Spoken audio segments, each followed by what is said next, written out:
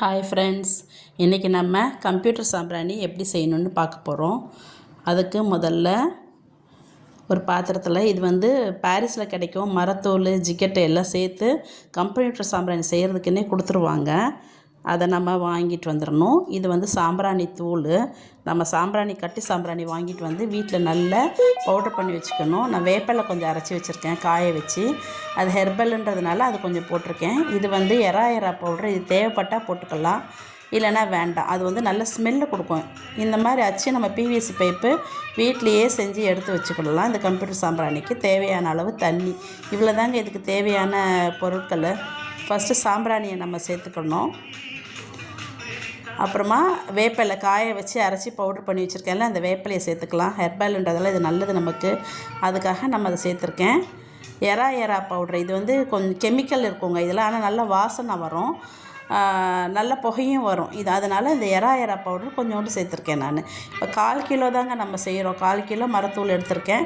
எல்லாம் 100 கிராம் போட்டிருக்கேன். வேப்பிலை 100 கிராமு, சாம்பிராணி 100 கிராமு, இந்த எரா பவுட்ரு 100 கிராம்.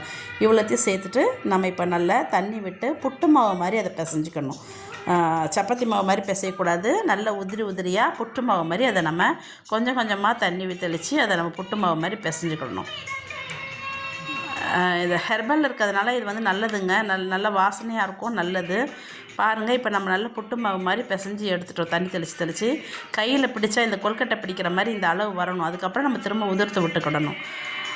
ஒரு ஒரு தட்டு ஒன்று எடுத்துக்கோங்க, பிளாஸ்டிக் தட்டு. இந்த பிவிசி பைப்புக்குள்ளே இப்போ நம்ம கலந்து வச்ச பவுடரை உள்ளே வச்சு நல்ல ப்ரெஷர் கொடுத்து உள்ளே அமுக்கணுங்க. நல்ல ப்ரெஷர் கொடுத்து உள்ளே அமுக்கி நல்ல ப்ரெஷர் கொடுத்து அமுக்கிட்டு ஒரு ட்ரே எடுத்துக்கோங்க. அந்த ட்ரேயில் இதை நம்ம இப்படி பின்பக்கமாக இதை இப்படி பிடிச்சி தள்ளணுன்னா கம்ப்யூட்டர் சாம்பிராணி ரெடி ஆகிடும். பாருங்கள் எவ்வளோ அழகாக கம்ப்யூட்டர் சாம்பிராணி வந்துடுதுன்னு சொல்லிட்டு.